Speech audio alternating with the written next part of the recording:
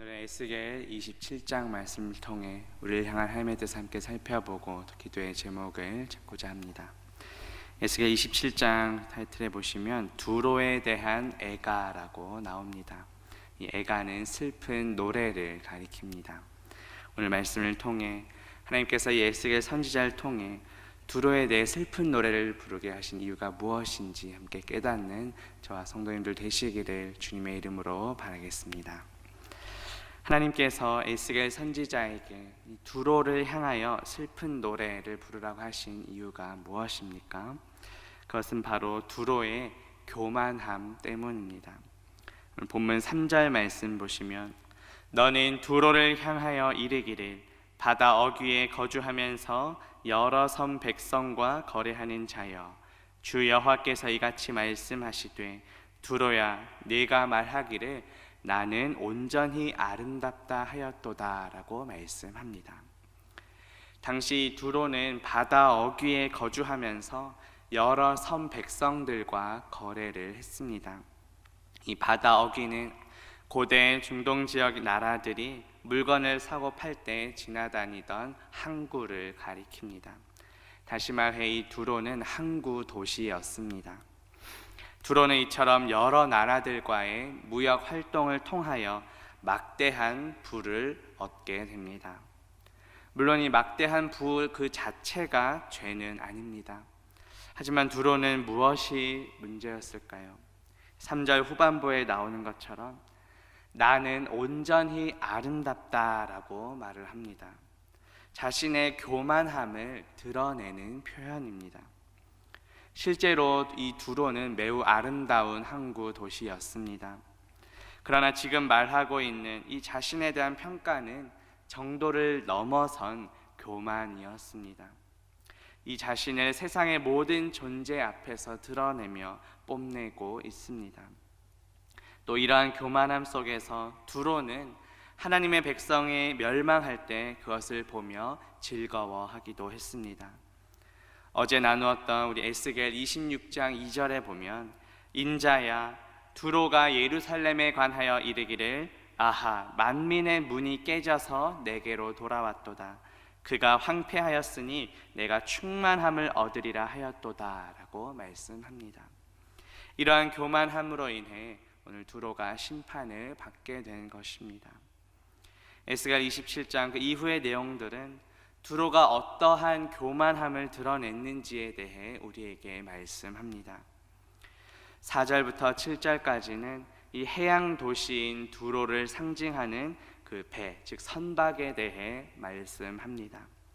값비싼 재료로 지어졌을 뿐만 아니라 아름답게 치장되었다는 내용들을 소개하면서 두로가 누리는 그런 번영함, 또 부귀영화를 드러내고 있습니다. 또 8절부터 11절까지는 두로에게 있는 군사력이 얼마나 대단한지를 말씀합니다. 본문 11절에 보면 내 군대는 내 사방 성 위에 있었고 용사들은 내 여러 망대에 있었으며 내 사방 성 위에 방패를 달아 내 아름다움을 온전하게 하였도다 라고 말씀합니다. 외적의 침략에 대해 아주 철통같이 대비하는 모습을 보여줍니다. 감히 어떤 나라도 두로를 침입할 엄두도 내지 못할 정도로 강력한 군사력을 가졌고 또 철저하게 대비하고 있음을 보여줍니다.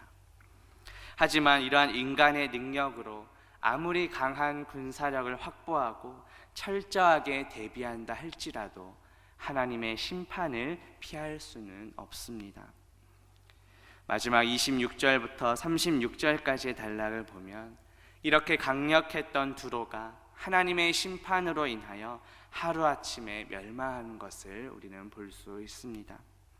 인간의 권세와 부귀영화가 얼마나 허망한지를 우리는 보게 됩니다.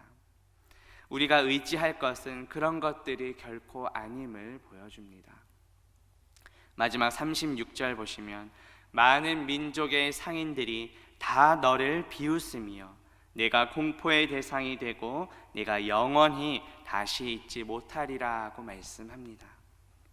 두로와 경쟁 관계에 있던 여러 무역상들이 그 두로의 멸망을 보면서 나타낸 반응입니다. 두로는 한때 부와 권력과 힘의 상징이었습니다. 주변의 많은 나라들도 두로를 통해 혜택을 얻기도 했습니다. 하지만 이제 두로는 멸망하여 공포를 주는 상징이 되었다고 말합니다. 왜 그럴까요?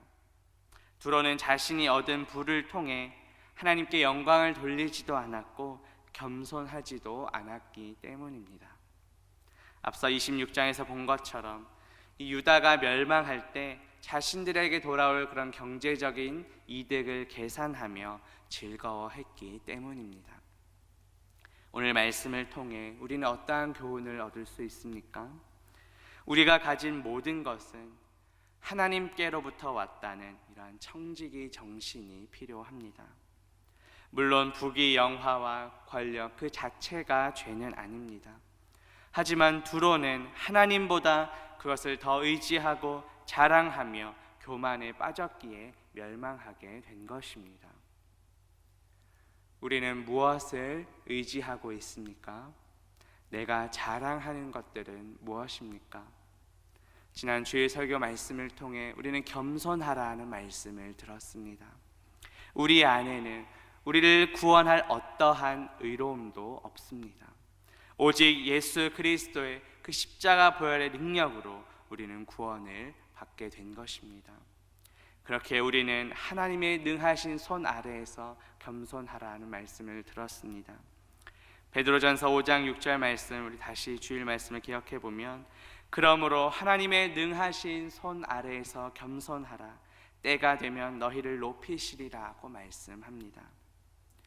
그렇다면 우리는 무엇을 자랑해야 할까요?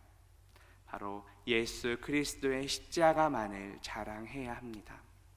갈라디아서 6장 14절에 보면, 그러나 내게는 우리 주 예수 그리스도의 십자가 외에 결코 자랑할 것이 없으니 그리스도로 말미암아 세상이 나를 대하여 십자가에 못 박히고 내가 또한 세상을 대하여 그러하니라고 말합니다.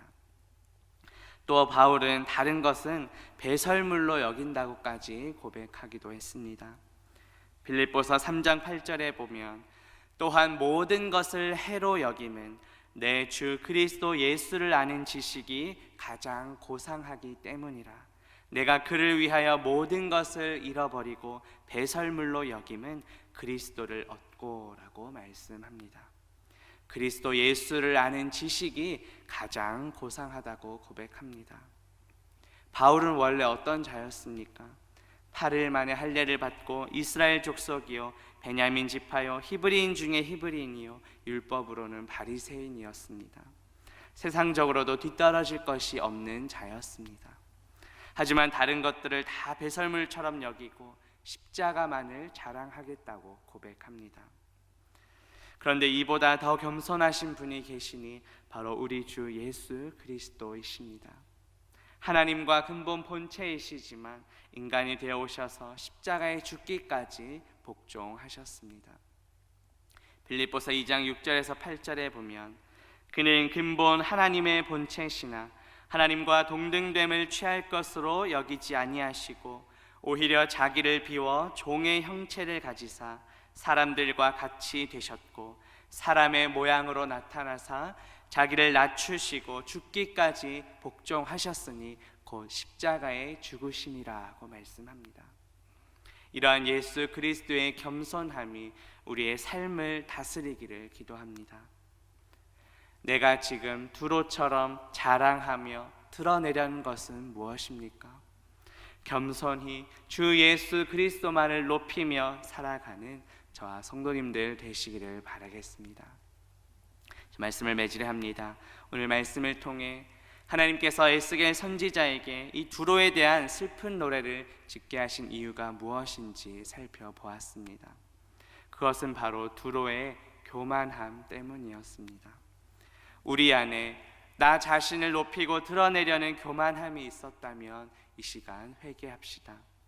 겸손히 주 예수 그리스도만을 높이며 그분만을 자랑하며 살아가는 저와 성도님들 되시기를 주님의 이름으로 바라겠습니다.